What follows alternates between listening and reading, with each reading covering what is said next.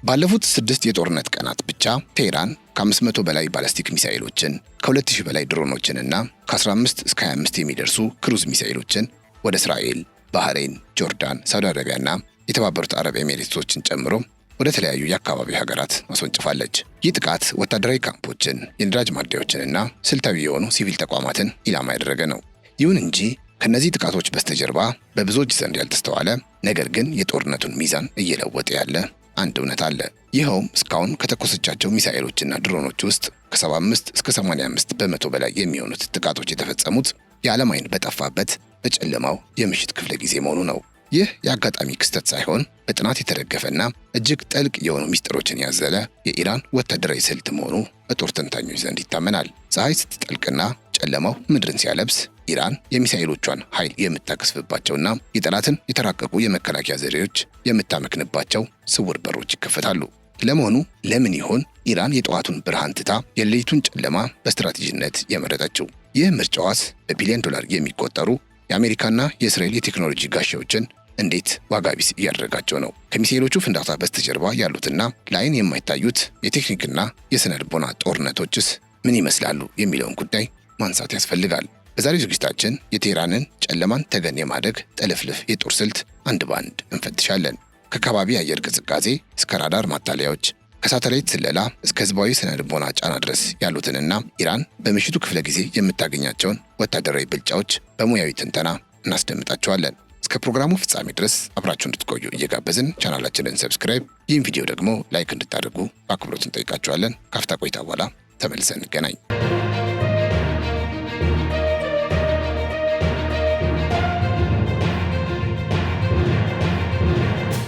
ማንኛውም ሚሳኤል በሺዎች የሚቆጠሩ ኪሎ ሜትሮችን አቋርጦ ኢላማውን በትክክል ለመምታት የሬዲዮ ሞገድ ምልክቶችን ይፈልጋል። በቀን ብርሃን ግን የፀሐይ ጨረር ከባቢ አየሩን ስለሚረብሸው እነዚህ ከሳተላይቶችና ከመሬት የሚመጡ የሬዲዮ ምልክቶች ሊቆራረጡ ወይም ሊዳከሙ ይችላሉ። ይህም ሚሳኤሉ በጉዞ ላይ ግራ እንዲጋባና የታለመለትን ቦታ ስቶ ሌላ ቦታ እንዲወድቅ ሊያደርገው እንደሚችል በወታደራዊ ሳይንስ ዘንድ ይታመናል። በሌሊት ግን ፀሐይ ስለማትኖር የከባቢ አየሩ የላይኛው ክፍል ወይም ኢኖስፔር በጣም ይረጋጋል። በዚህ ጊዜ የሬዲዮ ሞገዶችና የጂፒኤስ ምልክቶች ያለምንም መቆራረጥ በቀጥታና በጥራት ወደ ሚሳኤሉ ይደርሳሉ። ይህም ማለት ሚሳኤሉ ልክ ጥራት ያለው ዋይፋይ እንደሚያገኝ ስልክ ያለምንም ስህተት መንገዱን ተከትሎ የፈለገው ቦታ ላይ እንዲያርፍ ይረዳዋል። ባጭሩ ሌሊት መሆኑ የኢራን ሚሳኤሎች አይናቸው በደንብ እንዲያይና ኢላማቸውን ስተው እንዳይጠፉ ያደርጋቸዋል ተብሎ ይታሰባል። ከዚህ ባሻገር የከባቢ አየር ቅዝቃዜና የሞተር ብቃት ወይም ተርማል ዳይናሚክስ የሚባለው ለሚሳኤል ጉዞ ስኬታማነት ወሳኝ ከሆኑ ቴክኒካዊ ጉዳዮች መካከል አንዱ ነው። ማንኛውም ሚሳኤል በከፍተኛ ፍጥነት በከባቢ አየር ውስጥ ሲጓዝ በተለይ በፀሐይ ከአየሩ ጋር በሚፈጠር ግጭት ወይም ፍሪክሽን ምክንያት አካሉ ወይም ቦዲው እጅግ ከፍተኛ በሆነ መጠን ይግላል። በሌሊት ከሆነ ግን የምድራችን የአየር ሙቀት በከፍተኛ ሁኔታ ዝቅ የሚል በመሆኑ ይህ ቅዝቃዜ የሚሳኤሉን ውጫዊ አካል ከልክ በላይ እንዳይሞቅ የማመጣጠን ስራ ይሰራል። በተጨማሪም የሚሳኤሉ ሞተር የሚፈጥረውን ከፍተኛ ሙቀት ወደ ውጭው ቀዝቃዛ አየር በፍጥነት እንዲያወጣ ስለሚረዳው ሚሳኤል ውስጥ የሚገኙት የኤሌክትሮኒክስ መቆጣጠሪያዎችና ሴንሰሮች በሙቀት ምክንያት ኦቨርሂት ሆነው እንዳይበላሹ ከፍተኛ ጥበቃ ያደርጋል። ይህ ማለት በሌሊት ያለው ቀዝቃዛ አየር ለእነዚህ የሚሳኤል የውስጥ ክፍሎች ልክ እንደ ማቀዝቀዣ ወይም ኩሊንግ ሲስተም ያገለግላቸዋል። ይህም ሚሳኤሉ ረጅም ርቀት ሲጓዝ በሙቀት ብዛት ሳይበላሽ ወይም ሳይፈነዳም በትክክል ኢላማው ላይ እንዲደርስ የቴክኒክ ብቃት ይሰጠዋል ማለት ነው። ባጭሩ የሌሊቱ ቅዝቃዜ የሚሳኤሉን ዕድሜና የጉዞ ጥራት በማሻሻል ረገድ ከፍተኛ አስተዋጽኦ አለው ማለት ነው። ሌላውና አስገራሚው ነጥብ በእስራኤል ሕዝብና መንግስት ላይ የሚያደርሰው የስነ ልቦና ጫና ነው። ይህ የስነ ልቦና ጦርነት ወይም ሳይኮሎጂካል ዋርፌር ከሚሳኤሉ እኩል አውዳሚ አቅም ያለው የማጥቃት ስልት ነው ተብሎ ይታመናል። በሌሊት አጋማሽ ላይ የሚሰማ የሚሳኤል ሳይረንና የፍንዳታ ድምፅ በእስራኤል ሕዝብና በወታደራዊ አመራሮች ላይ የሚፈጥረው ድንጋጤ ከቀን በብዙ እጥፍ እንደሚበልጥ ይታመናል። እንቅልፍ ላይ ያለን ማህበረሰብ ማወክና በፍርሃት እንዲርበተበት ማድረግ የተቃዋሚን ሀገር የሞራል ጥንካሬ ለማላላት የታቀደ ስልት ነው። ከዚህ ባሻገር ይህ የማታ ጥቃት ለፕሮፓጋንዳም የሚሰጠው ጥቅም ቀላል የሚባል አይደለም። የሰማዩን ጨለማ ሰንጥቀው የሚሄዱ የሚሳኤል ብርሃኖች በካሜራ ተቀርጸው በማህበራዊ ሚዲያ ሲሰራጩ ጥቃቱ ከእውነተኛ አቅሙ በላይ እጅግ አስፈሪና ግዙፍ ሆኖ እንዲታይ ያደርጋሉ ይባላል። ይህም ማለት የሌሊቱ ጥቃት በሰማይ ላይ የሚፈጥረው እጅግ ደማቅ የብርሃን ነጸብራቅና የሚሳኤሎቹ የእሳት ጭስ በካሜራ ተቀርጾ ለዓለም ሲሰራጭ ከእውነታው በላይ እጅግ አስፈሪ የሆነ የእይታ ኃይል አለው። ይህም ጥቃቱ ምናልባት በእስራኤል ቢመክን እንኳ በሰዎች አእምሮ ውስጥ ግን አገሪቱ በእሳት እየተለበለበች ነው የሚል የተጋነነ ስዕል እንዲሳል ያደርጋል። ጥቃቱ በየሌሊቱ በተደጋጋሚ ሲፈጸም ደግሞ ማህበረሰቡ ከእንቅልፍ ማጣትና ከመንገላታት ባለፈ የመኖሩ ዋስትና ጥያቄ ውስጥ እንደገባ ሲሰማው ህዝቡ በመንግስት ላይ ለምን ይህን ጦርነት በድርድር አታቆሙም ወይም ለምን ለዚህ መከራ ዳረጋችሁን የሚል የቁጣ ጥያቄ እንዲያነሳ መንገድ ይከፍታል። በዚህም ኢራን የጠላትን ወታደራዊ አቅም ብቻ ሳይሆን የህዝቡን የትዕግስት ወሰን በመፈተን መንግስታቸው ላይ ፖለቲካዊ ግፊት እንዲያደርጉ ትጠቀምበታለች ማለት ነው።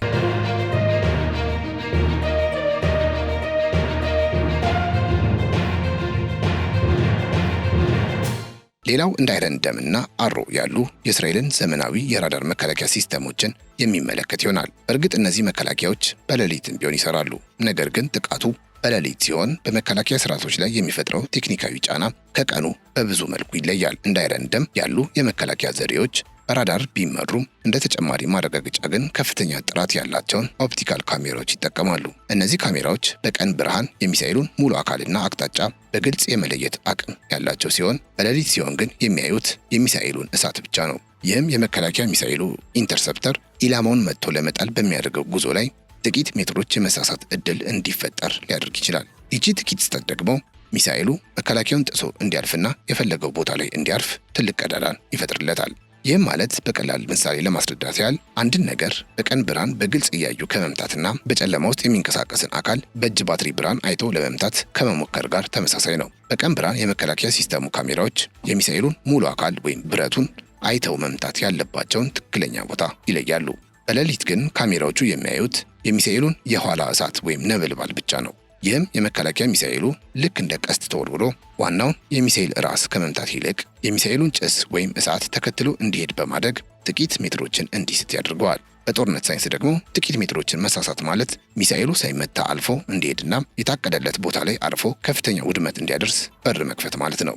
በዚህ ሳቢያ ኢራን በቀን መተኮስን ምርጫን ከማድረግ ይልቅ ምሽቱን በመጠቀም የእነዚህን ዘመናዊ መከላከያ ሲስተሞች ስህተት ለመጠቀም ትሞክራለች ማለት ነው። ሌላው መታሰብ ያለበት ነጥብ የሚሳኤሉን የሙቀት መጠን ሂት ሲግኒቸር የማወናበጃ ዘዴዎችን ለመጠቀም ከመፈለግ አንጻር ነው። ኢራን ሚሳኤሎቿን ስትተኩስ አብረው የሚጓዙ ዲኮይስ ወይም ሐሰተኛ ሚሳኤሎችንና ሙቀት ሰጪ መሳሪያዎችን አብራ ትለቃለች።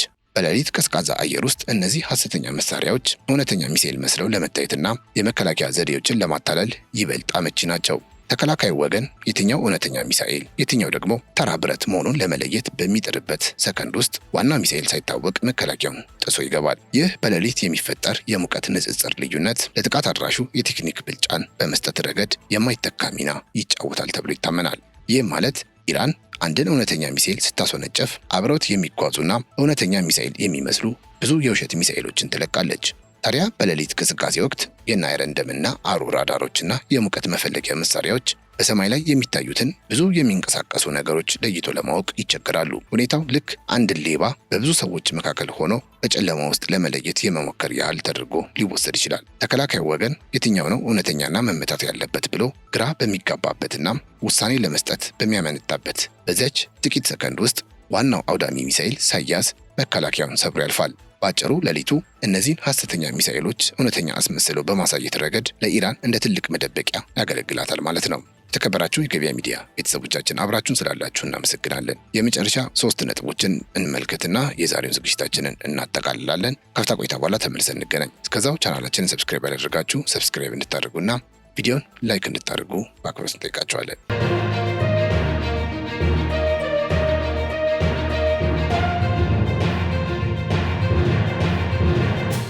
አሜሪካና እስራኤል ከፍተኛ የሳተላይት ቴክኖሎጂ እንዳላቸው ይታወቃል። እነዚህ ሳተላይቶች መሬት ላይ የሚንቀሳቀሱ የሚሳኤል ማስወንጨፊያዎችን ወይም ሞባይል ላውንቸርስ ይከታተላሉ።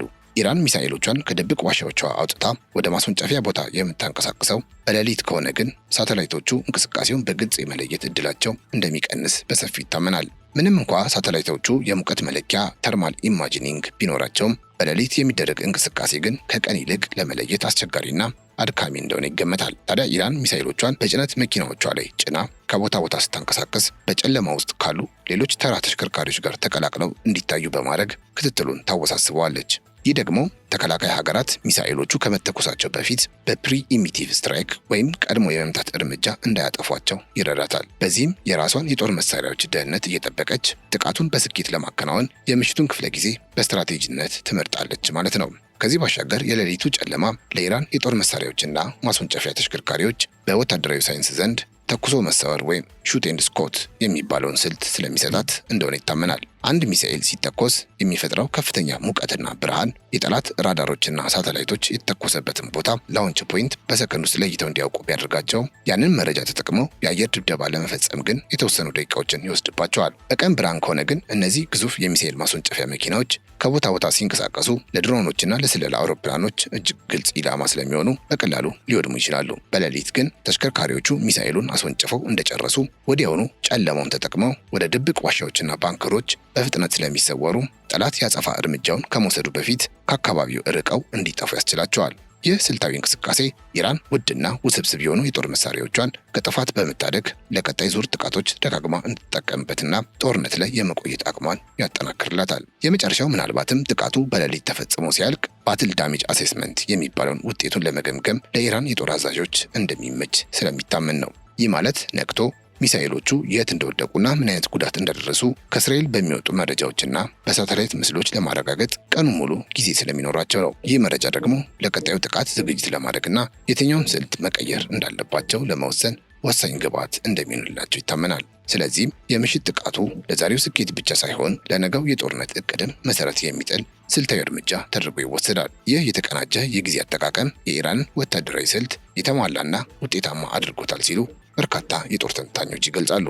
በአጠቃላይ የኢራን የምሽት ጥቃቶች ከወታደራዊ ግብ ባሻገር የተራቀቁ የቴክኖሎጂ መከላከያዎችን ድክመት በጥናት ላይ ተመስርተው የመበዝበዝ ጥበብ የሚታይባቸው ናቸው። ቴህራን የከባቢ አየርን ጸጥታ፣ ለኮሚኒኬሽን ጥራት፣ የሌሊቱ እንቅስቃሴ ደግሞ ለሚሳኤል ሞተሮች ብቃት እንዲሁም ለሐሰተኛ ዲኮይ ማታለያዎች ስኬት መጠቀሟ ጦርነቱ በሜዳው ላይ ብቻ ሳይሆን በፊዚክስና በሴንሰሮች ስሌት ውስጥም ጭምር የሚካሄድ መሆኑን ያሳያል። እነዚህ ቴክኒካዊ ብልጫዎች እንደ አይረን ደም ያሉ የዓለማችንን ውድና ዘመናዊ መከላከያዎች ጥቂት ሜትሮችን እንዲስቱ በማድረግ ሚሳኤሎቿ ያለምንም እንቅፋት ኢላማቸው ላይ እንዲያርፉ ሰፊ ስልታዊ ቀዳዳዎችን ይፈጥርላታል። በሌላ በኩል ይህ ስልት በህዝብና አመራር ላይ የሚፈጥረው ስነ ልቦናዊ ድንጋጤ ከሚሳኤሎቹ ፍንዳታ እኩል አውዳሚ አቅም እንዳለው ይገመታል። በጨለማው ሰማይ ላይ የሚታዩት አስፈሪ የሚሳኤል ዱካዎችና የሚሰሙት የሳይረን ድምጾች በማህበራዊ ሚዲያ አማካኝነት የፍርሃት አምባሳደር በመሆን የህዝቡን የደህንነት ዋስትና ያናጋሉ።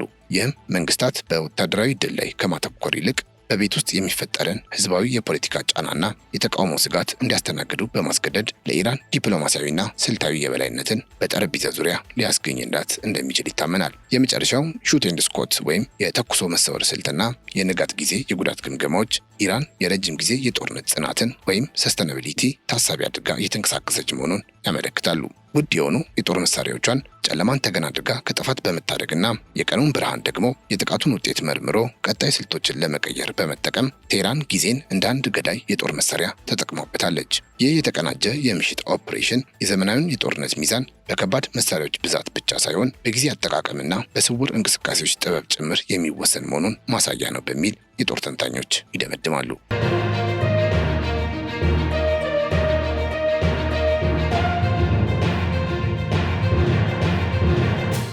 የዛሬው ፕሮግራማችን ይህንን ይመስል ነበር። አብራችሁን ስለነበራችሁ እጅግ እናመሰግናለን። በያላችሁበት ሰላም።